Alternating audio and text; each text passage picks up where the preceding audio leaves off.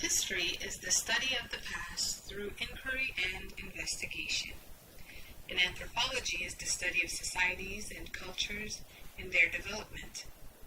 This is an anthropological reconstruction of African diasporic history, the study of past societies with an emphasis on the possible influence of Africans to their cultural, economic, and linguistic development.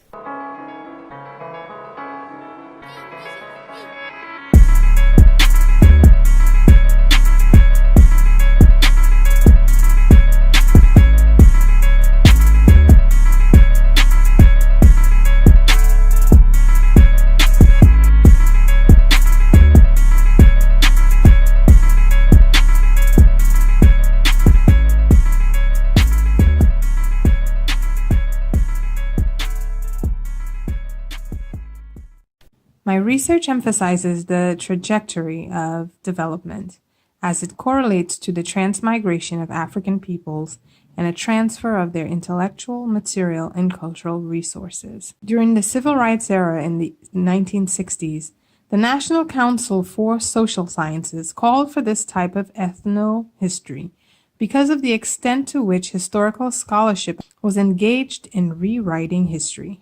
Instead of inquiry-led studies, history is broadly recounted as foregone conclusions. And since almost every school of thought relies on history to inform our understanding of the world, the historian directs the worldview and is the curator of our ideological narrative, which then sets the stage for social, political, cultural, and academic discourse. This image sums up the narrowly defined concept of the American story. It captures a lingering essence of bigotry and a sense of resentment on one end and sheer gloating on the other. But the broader the scope of our investigation, the less likely it is that this type of imagery can be sustained. The fact is that in 1607, a ship sailed from England to Virginia to establish Jamestown. Then, a few years later, to Africa to bring back black men, and then back to England to bring in women.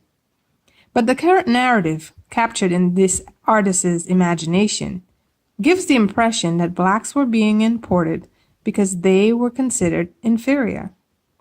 But a more scientific analysis would probe into the society in the United Kingdom between the formation of Jamestown to the American Revolution to inquire as to who was fleeing Europe and why would they have selected Africans to join them in the New World, especially at a time when the United Kingdom was overpopulated. So much so that Jonathan Swift paints a dismal literary portrait of Ireland in the 17th century. The country, vastly overpopulated. And Swift proposes cannibalism of newborns as an idea to reduce the population and feed the people. 2 centuries later, Thomas Malthus advocates a reduction in the importation of food as a means to keep the large population there in check. The increase in paupery catapults Oliver Cromwell's campaign to evict the foreigners, and the legend of Robin Hood, who steals from the rich to feed the poor, became the bedtime story of this era. This sets the foundation for that first trip out of England to settle Jamestown.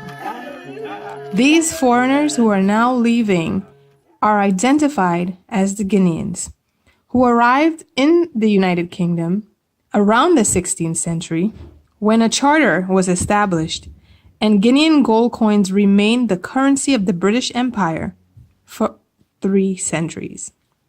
Throughout the continent, images of Africans which were once anomalous, isolated artifacts helped to reconstruct a revolutionary story. Now, if there's any doubt as to who the refugees from Europe were, then it may help to identify who it was they were importing and why.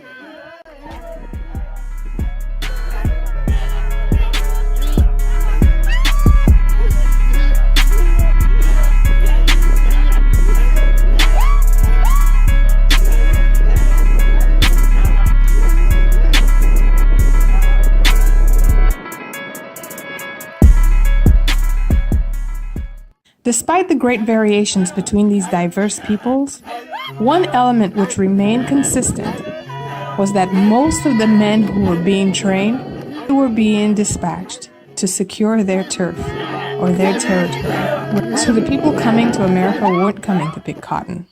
These people were soldiers. When I visited the East African region of Tanzania and Zanzibar in 2015 and studied the Maasai of this region, it was like visiting a living museum.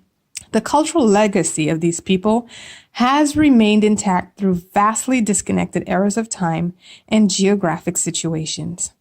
The elders continue to shave their hair, while the soldiers or men in transit kept their hair long in a pattern that I could trace back thousands of years into the Egyptian Empire.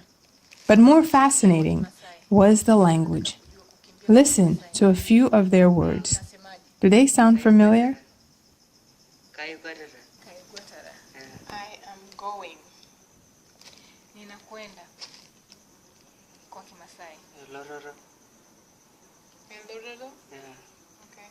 And I am here. Niko hapa. Ariene. Ariel. I am here. Ariene. I am going. Aloiro. I am running. Akwarera nano. I am. Ai? I am. Ati. Okay. Ahi. Ati. Ati. Interesting. Zanzibar became a port colony in the 16th century. Into the 20th century, men were still being sent there to be trained as generals. So the word nigga most likely represents the niggas, a term of Ethiopian origin, which means king, or in our modern translation, boss. So when saying, "What up, boss?" it was a term of mutual respect which was used between African Americans and remains an oral artifact which we can now use to identify the origin of these soldiers who arrived in America. So that if we accept this interpretation of nigga, it would then correlate to Amharic as the people from this region. And so as French in France, the English in England, the Spanish in Spain, the Amharic people were in the Americas. And incidentally, Amharic is the French pronunciation of America. So these American soldiers retain a legacy of millennia of military training, which has reconstituted itself into gangs and various community organizations that through their use of dance and song as training for military cohesion, or the use of our modern brass instruments as it has evolved from its rudimentary vestiges of the ram's horn. So whereas the African had once appeared as an anomalous figure in world history, it is evident that a new generation of scholarship should look to Africa not for a mentally inferior beast of burden, but for the seeds and root of our modern civilization. A nigga like me, man, I love the game. I love the hustle, man. I be feeling like one of them ball-playing niggas, you know, like Bird, Magic or something. Yeah, you know a nigga got dough. A nigga could leave the league. But if I leave, we've got some difficulties. you still gonna love me, man?